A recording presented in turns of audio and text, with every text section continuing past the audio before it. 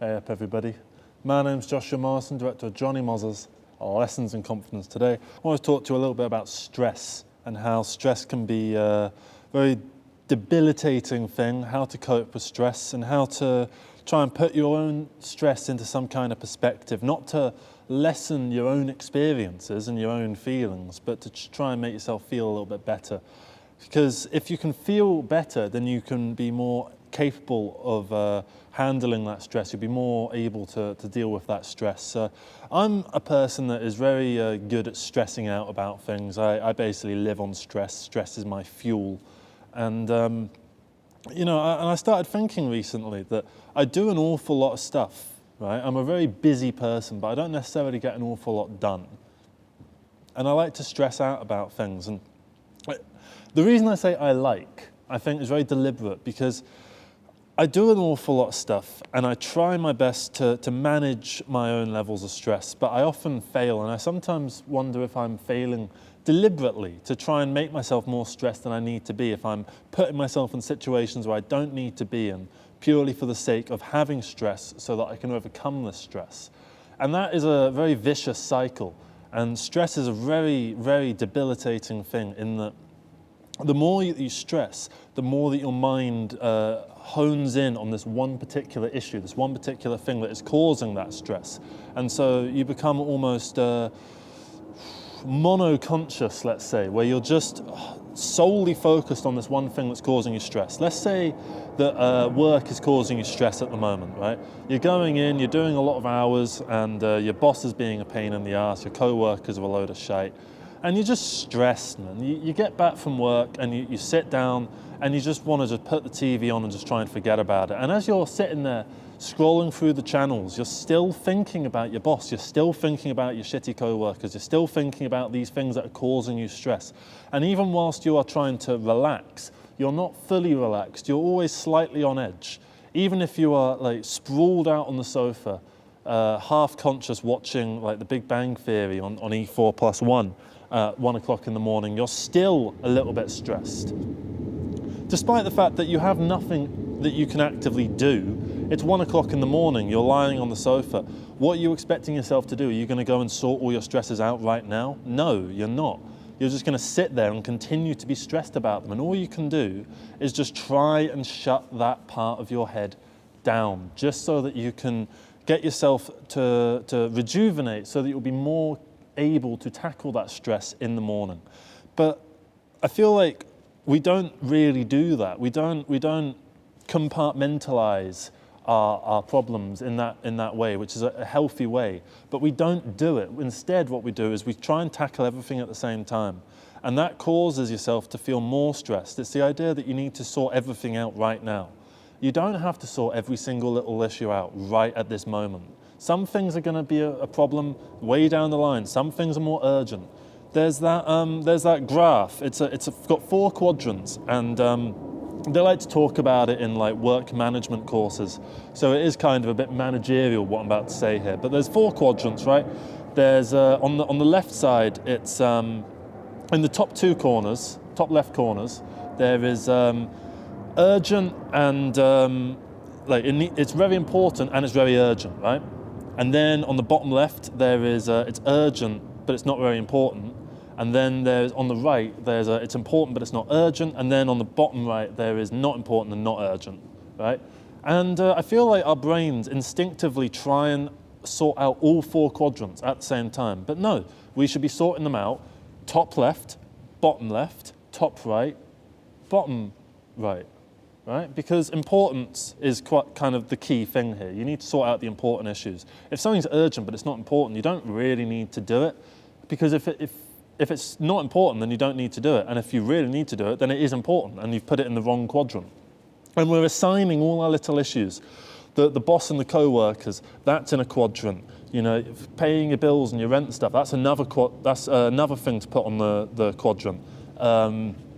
Your family issues, maybe like, I don't know, your sister is being a pain in the ass and like she's going to a mental hospital or something.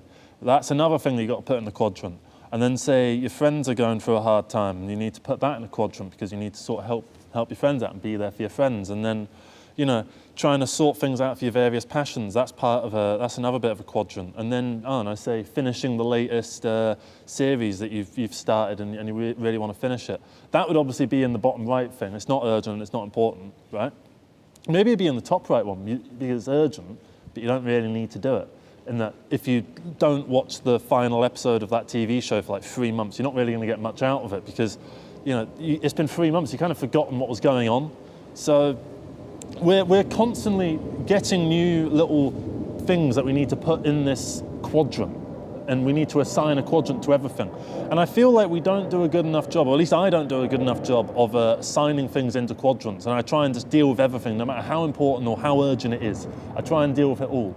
And that causes burnout in the long run, because if you keep trying to deal with everything and failing, that continual failure gets you down. The more you get yourself down, the less able you are to tackle your issues, and the less able you are to tackle your issues, the more you'll fail.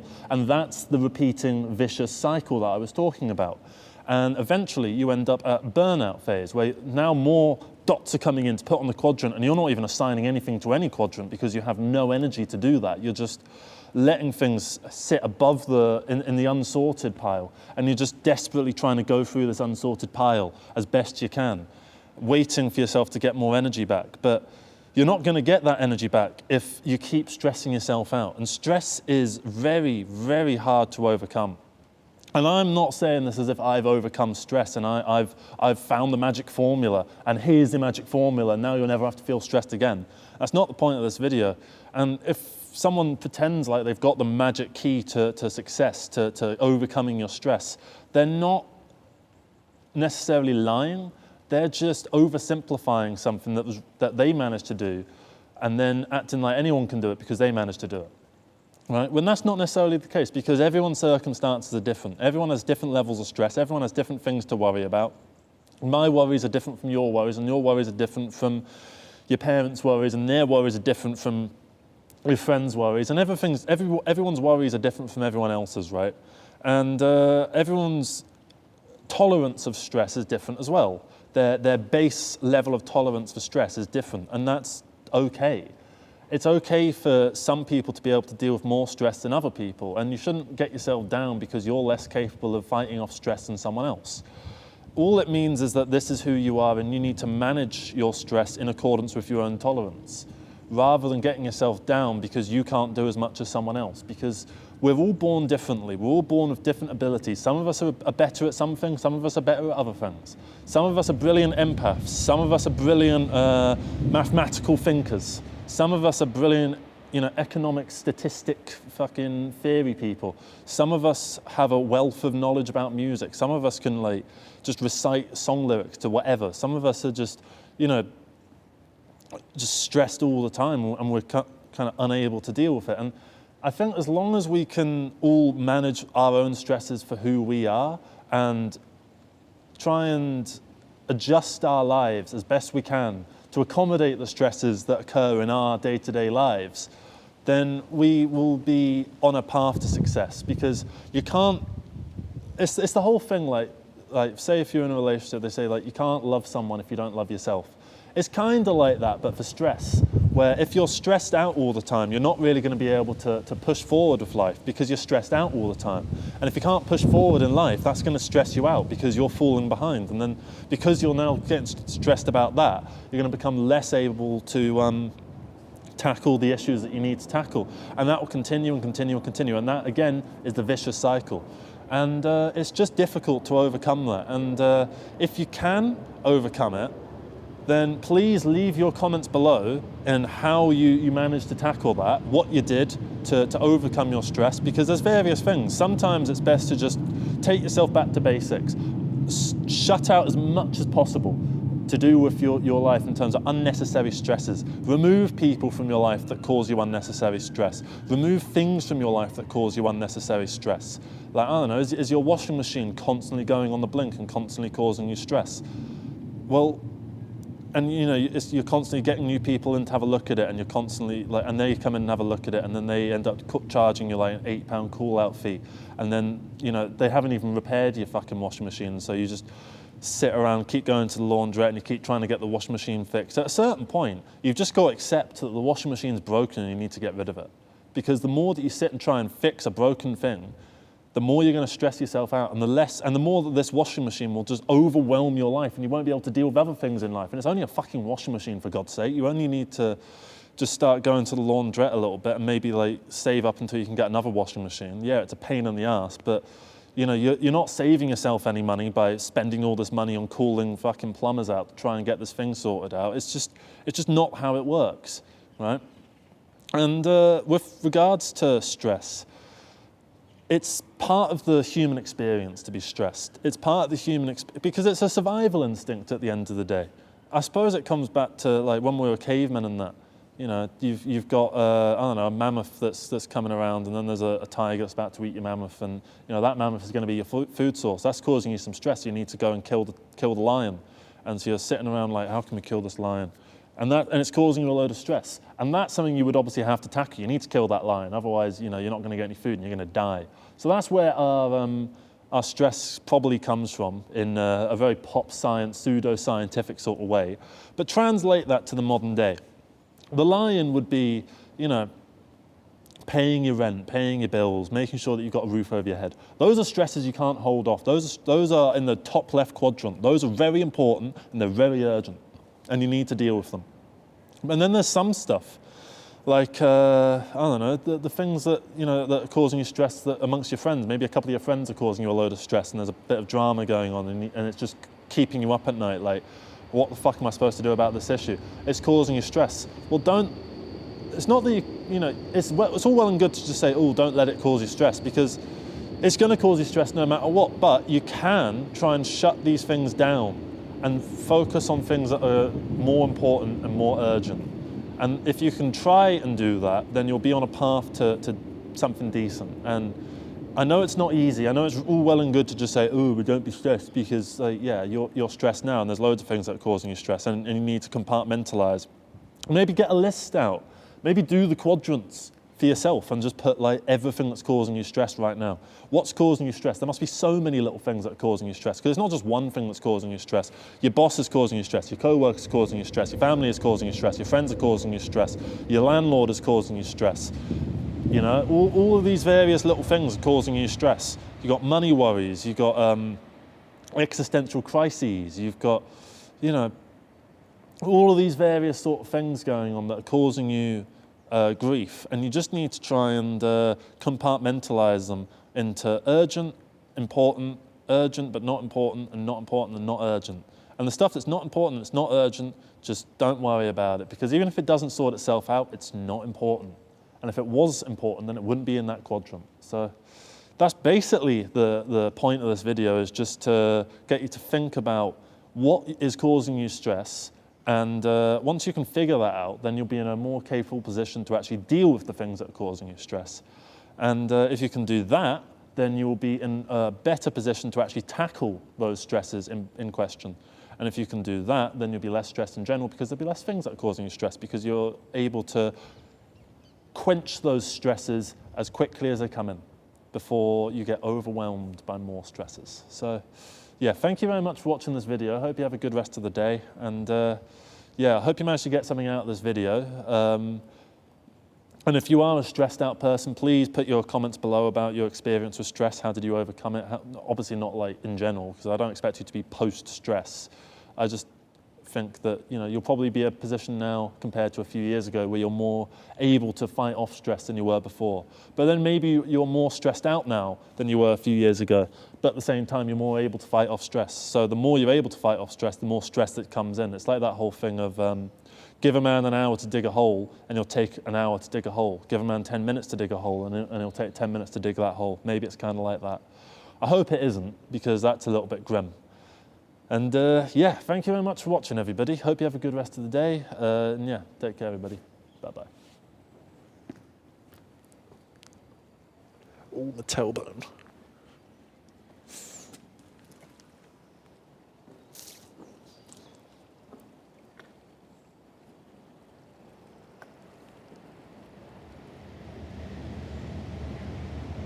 Hey up, everybody. My name's Joshua Morrison, director of Jonny Mozza's. or lessons in confidence today. I've got a bit of a difficult video to make. So in the past few years, it feels like people have been slowly getting more and more nihilistic and complacent about the fact that our future isn't particularly great. I mean, there's so many threats to our world at the moment. There's, you know, the threat of nuclear Armageddon, and that's an old hat one. Now, more recently, you've got stuff like AI, the impeding, give me a few seconds for the monetization thing. But you know the thing I'm talking about with all the new leaders of the world and how they're a little bit, you know what I mean? So starts with N and it ends with I. But we'll talk about that once the 30-second mark is passed. So generally, it seems like things aren't going in a particularly great direction. There hasn't been many lights at the end of any of these tunnels. It's just been endless darkness, it seems like, in the grander political sphere.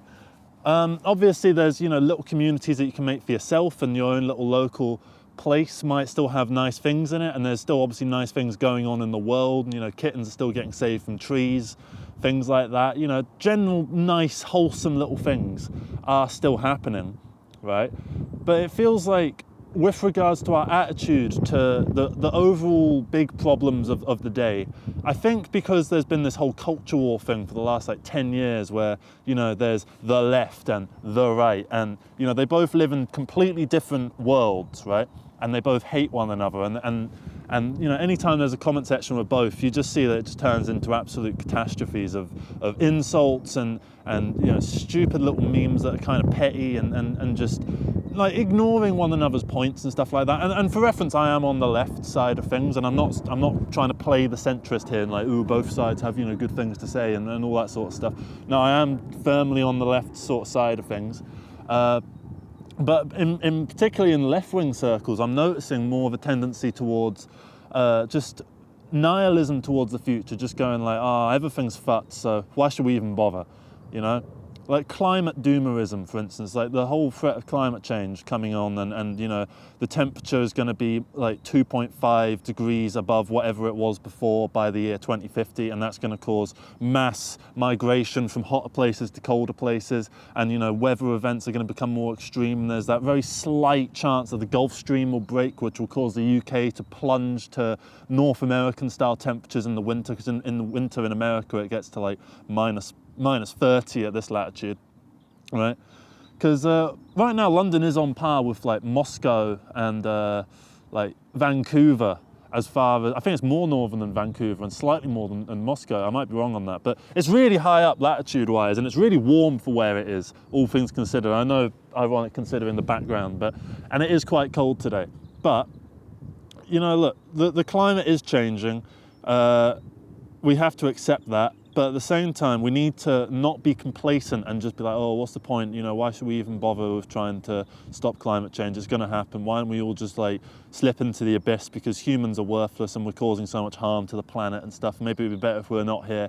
That's all the stuff that you hear from like a suicidal person that is just like, you know, on the edge, and they're having a bit of a mental break, and you're trying to talk to them and they're saying like, why am I even fucking here? I'm not doing anything. I'm not helping anyone in any significant way.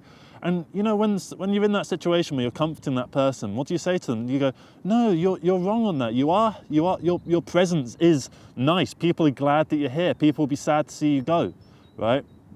And that is the case, I think, with humanity. I think if humanity did go, we would miss it. Obviously, it wouldn't be us that would be there to miss, and then animals, we don't know if they have the conscious ability to miss humans. I mean, we know a dog can miss its master and stuff like that, and you know, pets miss their owners and stuff, but I don't know if the animal kingdom would necessarily miss the Homo sapien, you know.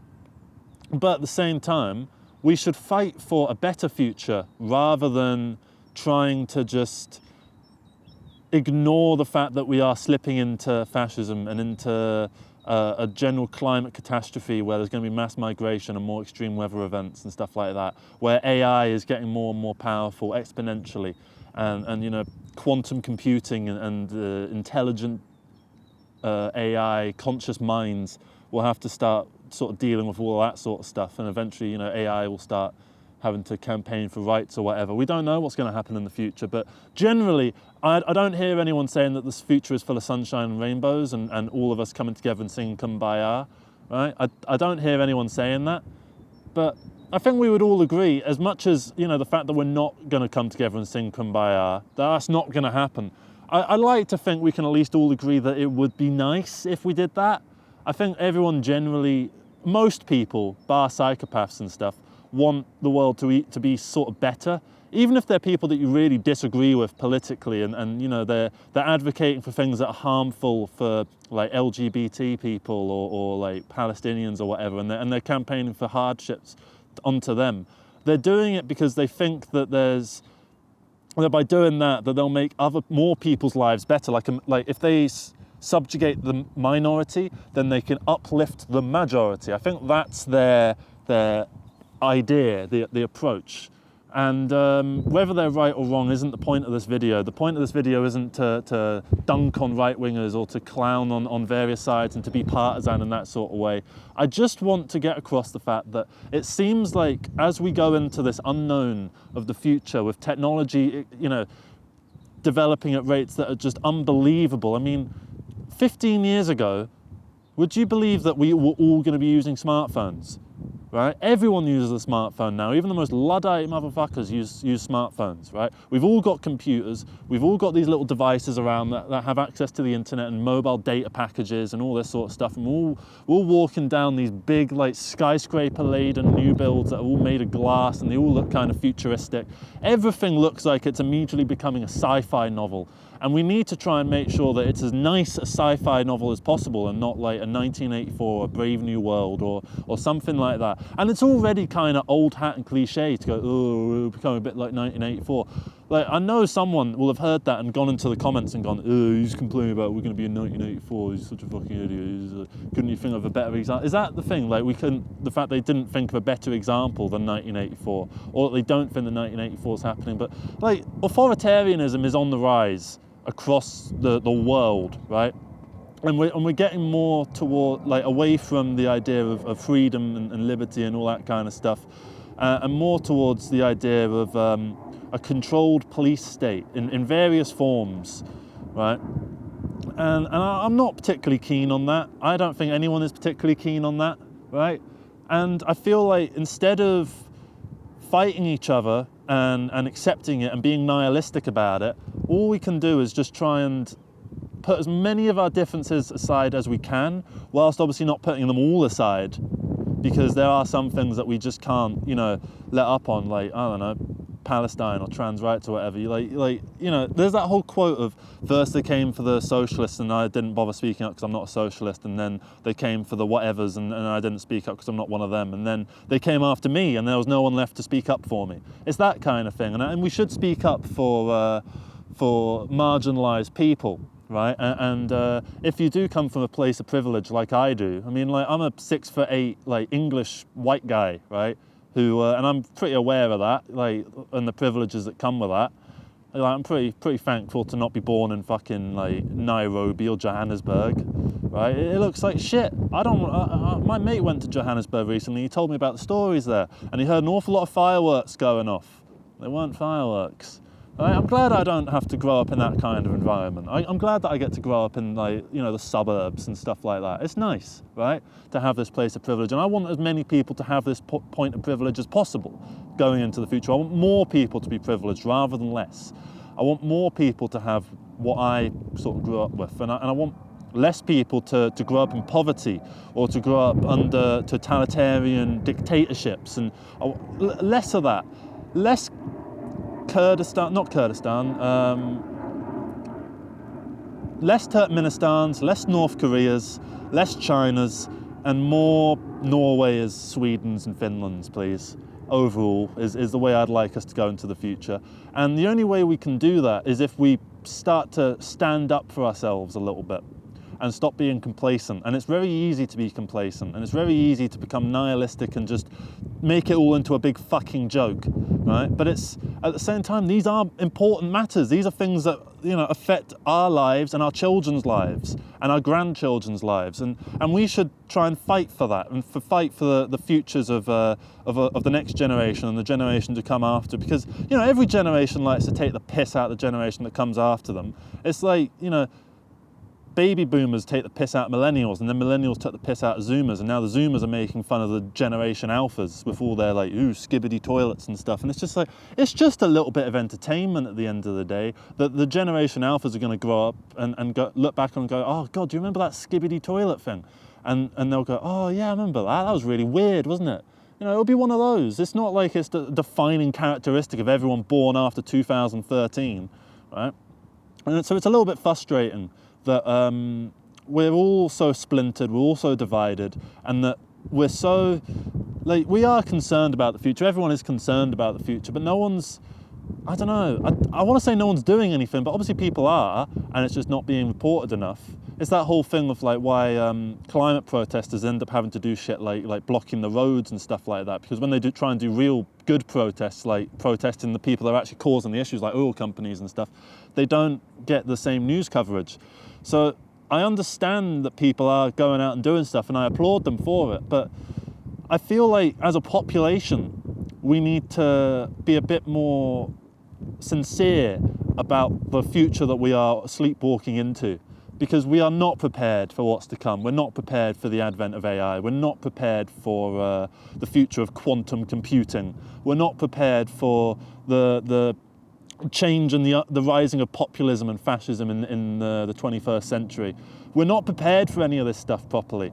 And how do we prepare ourselves is a question that I can't answer.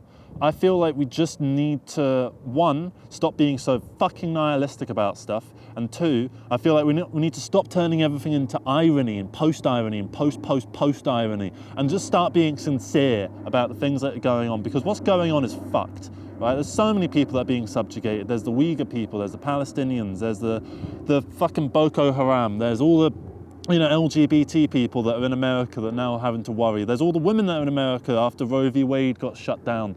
There's all the shit going on in Russia. There's so much shit going on, right, that I can't even begin to name it all. There's the Papua New Guinean war that's been going on for however God knows long that's been going on. There's so much awful shit, so many people that are being subjugated, and so many people that have the ability to stand up for it that refuse. Out of complacency, laziness, and an unwillingness to change, even if it feels, just because it feels slightly uncomfortable, even if it's for a better future for them and their children and their children's children.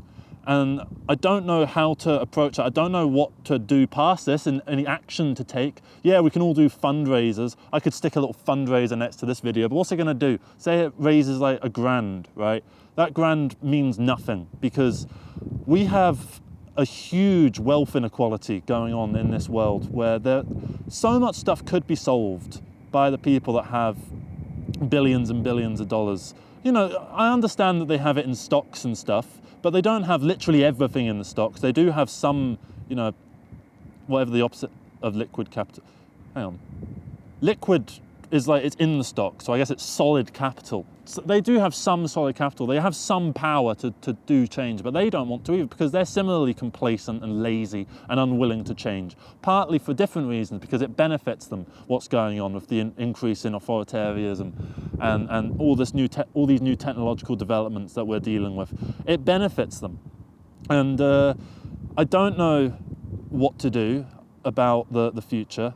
All I'm going to try and do is start being more sincere about the way that we're going, and trying to stop use irony to as a, you know, soothing balm over the wounds that, you know, our government and various companies are inflicting upon this people, the working class and even the middle class as well. You know, that it's just fucked what's going on and what's going on with the future, and how it doesn't seem like there's any scenario where it's all sunshine and rainbows at the end of this tunnel. It just seems like it's just tunnels as far as the eye can see. And I don't want us, humanity, to die in these tunnels. I want us to get out and frolic amongst the fields and sing Kumbaya. And look, I know it's a piss take sort of thing, oh, we all come together and say Kumbaya, but like, surely that would be a nice thing, right? That would be good. Could we all agree that that would be nice if we could all do that and all just get along? Like, I know we're not going to, I'm not naive, but surely we can all at least agree that it would be nice if we could get everyone together and just be happy. Surely that would be nice, even if it's not going to happen. And I have to keep reiterating that it's not going to happen, because someone will put in the comments, oh, it's not going to happen, it's never going to happen. I know, right? But could we not at least try and get as close to that as possible? Yeah, I don't know how to wrap this up really. So leave your comments below about your thoughts on the future. What do you think we can do to get to as good a future as possible? What action can the individual take? And whether you think that the individual is even responsible for it. I don't necessarily think that the individual is responsible for it, but you know, if there is anything that we can do, especially if it doesn't take much effort, then why not do it, you know? Sign a little petition here, go on a march here, donate some money here, whatever, I don't know. Yeah, so leave your comments about that. And if you agree with this video in general, or if you completely disagree with the points I'm making. And yeah, thank you very much for watching, everybody. Hope you have a good rest of the day. And yeah, hope you have a good rest of the life. Oh.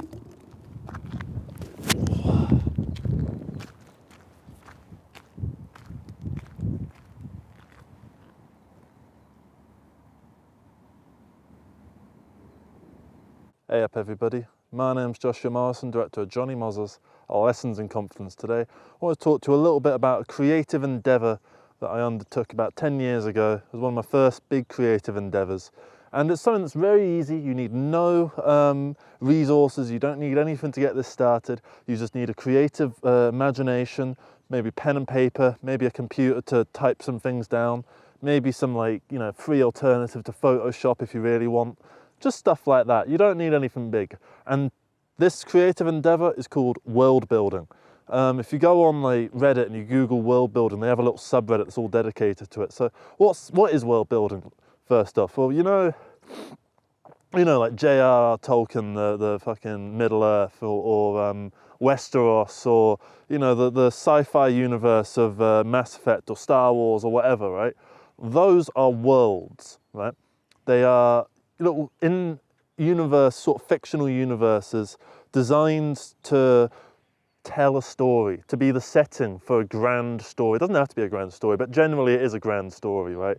And so you come up with this alternate universe. It can be an alternate history. It can be set in this current world that we live in. It can be a totally different world that has no relation to what we have whatsoever. It can be whatever you want to be, right?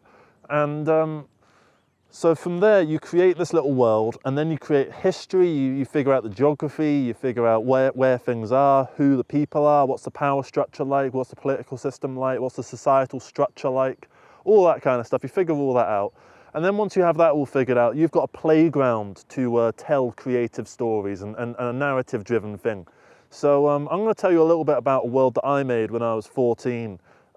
It's one that's semi-based on this world. Like this world right now, today, 2025, could be happening in this world that I came up with. But there's a bit of a sci-fi twist, and it goes into alien races and stuff like that. So I'll start off from the main entry point into the main story that I was trying to come up with, right? So there was this kid called Haiwa, right? I was really into anime at the time, so he was called Haiwa, right? And the year is like 2045. And they're sort of saying, oh God, there's going to be some nuclear disasters going on. We're all like, the political sphere is going a bit to pot. The oil lack of oil's happening. People are fighting over that. People are fighting over water and resources and all that sort of stuff, right? So these people come up with this idea. We're going to do a big intergenerational rocket, right? Or like some cryo sleep fucking rocket so that they can start civilization and humanity anew somewhere else, almost like, Noah's Ark a little bit. And so Haiwa and his family are kind of picked for that. They fly off and they launch, and then maybe 30 years later the nukes drop, and so this all becomes like a nuclear Armageddon. So it was a good thing that they did that. So yeah, they go to the Alpha Centauri system, which is, in real life, that's the nearest star system to us. It's a trinary. There's 3 stars. There's 2 main ones that are both kind of like our sun, and they orbit like one another really close and tightly, and to the point where planets kind of orbit both of them. And then there's this other star called Proxima Centauri, which is a little red dwarf, and that's miles out. That's like further than where Pluto is in our solar system, right? So it's kind of built like that. And then when I looked into the exoplanets and stuff, like exoplanets were kind of a new thing when I started doing this, right? And so I looked at the exoplanets around the Alpha Centauri system, and it turned out that there was one that was just about in the Goldilocks zone, and it was sort of Earth-sized. I think in reality it's not habitable at all, but I made it habitable because I can. And so this rocket goes to the Alpha Centauri system, and it lands on this planet, and it lands in the jungle, right? And so what happens is these like bandit, alien, pirate fucking things, they come through the jungle, and they're kind of evil basically, and they come and like kidnap a load of people, right? And they kidnap everyone, but Haiwa manages to escape, but he gets beamed up by some spaceship, right? And he ends up in the spaceship, and they do a load of experiments on him because he's the man from the past. He's the 1,000-year-old man, right? Yeah, we're in the year 3000 now. I forgot to mention that. We're in the year like 3080 or some shit like that, right? And so one of the women that's working on this rocket ship that's experimenting on Haiwa, figuring out what's up with him, she's called Clavashar Sheshimeka, right? I was really into fucking anime at the time. And basically, she's sort of not particularly happy about all this experimentation stuff. So she takes Haiwa and she escapes the rocket, right? And she flies back to the Sol system, our solar system, and she gets in via like Neptune, right? And there's on Triton, which is the moon of Neptune, there's like this sort of shitty underground sort of red light district civilization, right? Where everyone's a criminal and there's a mafia everywhere. It's like a mafia state. And so they sort of hunker down there, try and get some protection, try and like get new identities and stuff. And then it just sort of takes you through the rest of the solar system, right? There was some bollocks fucking Deus Ex Machina reason that she had to go around like collecting a load of fucking objects. You know, that's what they always do on these adventure things. Oh, you need to go collect all these objects. So she takes Haiwa and they go collecting all these fucking objects. There's one of these objects on Mars, there's one on Earth, there's one on Europa, right? And there's a big fish kingdom underneath Europa.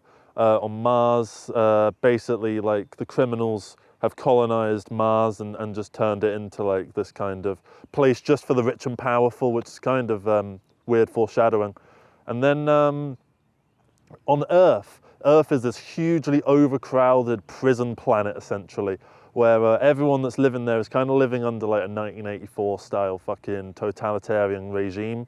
And yeah, they try and kidnap Haiwa when he goes there. He escapes because he's the main character.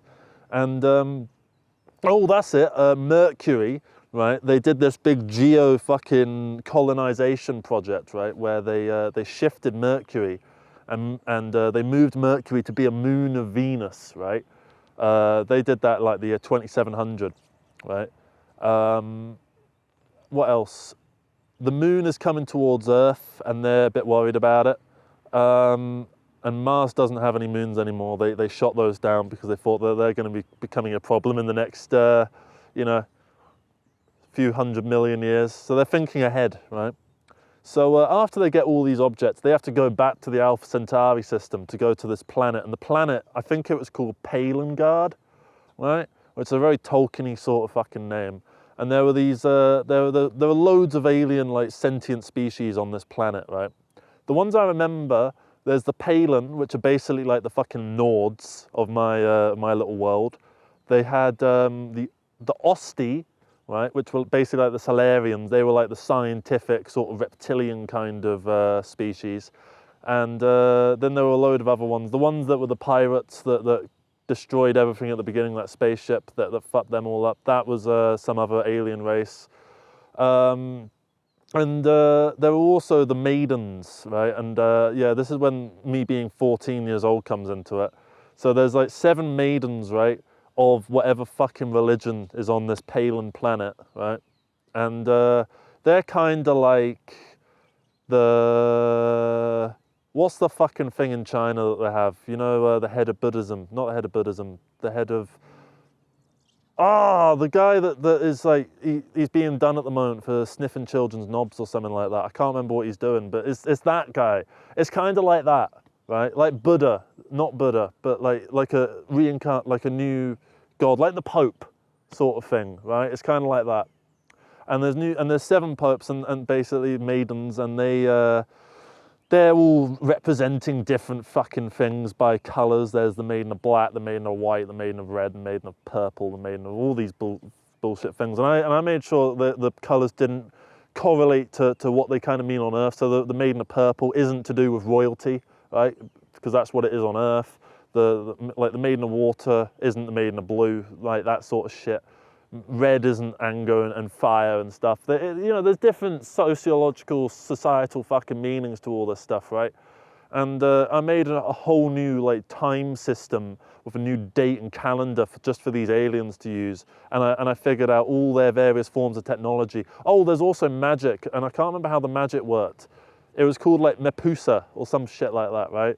And it was basically like the scientific attempt at explaining, the traditional sort of Tolkien-y sort of magic, like shooting fire out your hands, but it's done by like, manipulating the atoms and the subatomic particles within you to move things into the exact physical space that you want them to be. So say telekinesis, for instance, you kind of take that to its ultimate extreme where you're manipulating individual atoms, but you do that on a grand scale. So you can turn this into a chair, you could turn an airplane into a burger, whatever, right? And that's kind of how the Mepusa fucking magic system worked. And with those Osti, the scientist sort of guys that I mentioned, there's this whole backstory with them where there's the Osti and then there's the Asti. And it's kind of like how you got like Homo sapiens and Neanderthals, right? But they're both really intelligent, both of these like Osti and Asti, in very similar ways, right? And they both realize that like this planet is too small for the both of them. So they arrange this big like Olympics type event on the moon, right?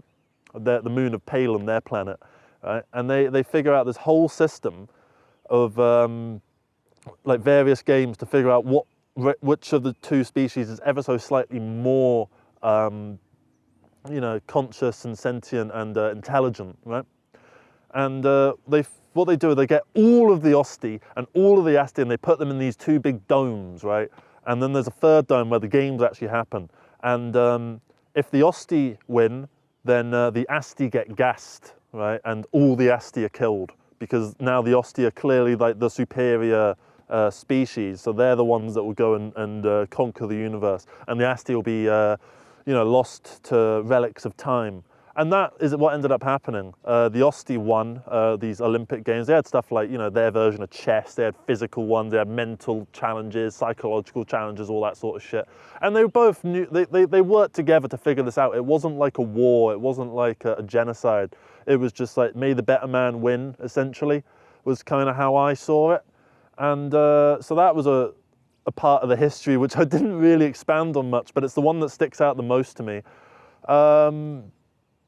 There's so much going on with this world. There was this, meanwhile, in that 1,000 years, right, back on Earth, right, while Hiwa was fucking traveling, so the nukes dropped and there was an apocalypse for like 300 years.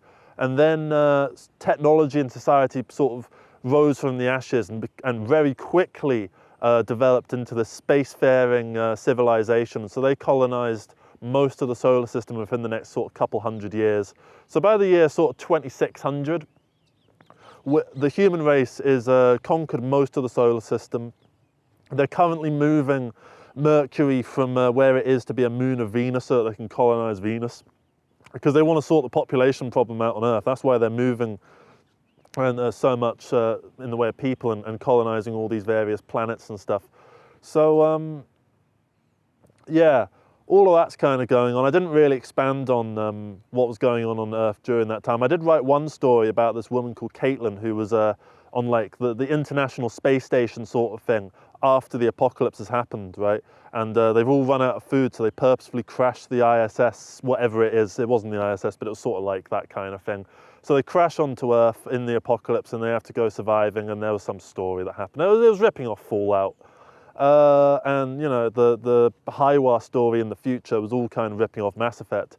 I was certainly wearing my influences on my sleeve because I was a 14-year-old kid who didn't really know what they were doing.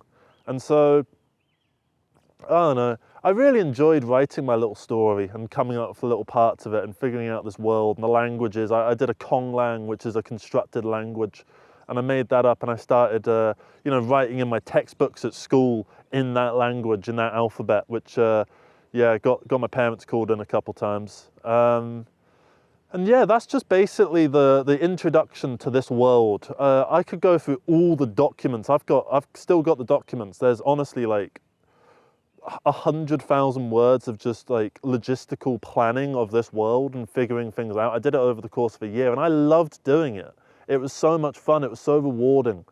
And it was so captivating and engaging to create these little stories and these little universes and stuff. And if you're sort of in a place where you're trying to figure yourself out creatively and you don't know where to start, I would say that's a fun place to start, because it's the ultimate just creative exercise, just to see what you can do with your imagination and nothing else, you know. And I think I started it off with the question, what's going to happen in the future? And I kind of expanded on that and expanded on it a lot, and started to figure out all the details and stuff. And it doesn't matter if it's scientifically accurate. I got a bit too into the idea of it being scientifically accurate. It doesn't need to be. It can be whatever you want. If you want to make it like pure fantasy, you can do that. If you want to make it pure sci-fi, you can do that. If you want to make it kind of just set here and make up your own government conspiracy and do it on a smaller scale, well, you can do that. There's no limitations, because it's kind of like D&D without a game attached to it. You know, if you're the dungeon master of D&D, you kind of make your own little world. It's kind of like that, but you just don't, you know, play a game with dice at the end of it.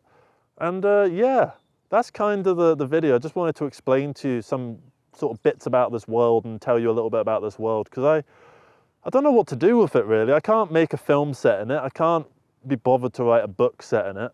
So I just thought I'd just talk about it a little bit, because I've got all these documents. They're kind of fun. I enjoyed doing it.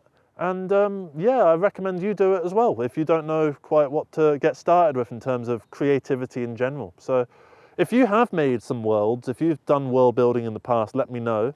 Talk to me about that a little bit, and get as nerdy as you want about your world, right? And because I imagine there's so much you have to say about it. Same way that I could have gone on longer and longer, but I tried to keep it, you know, cohesive.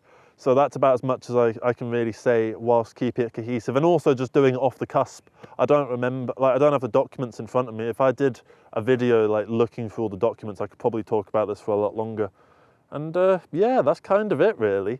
So thank you very much for watching this video. I hope you managed to get something out of it. I hope you enjoyed it in general. I hope you're having a good day, good week, good life, and that your life is on a upwards trajectory to something very nice and positive. And yeah, that's basically it. So thank you very much for watching, everybody. Have a good rest of the day. Take care, and bye-bye.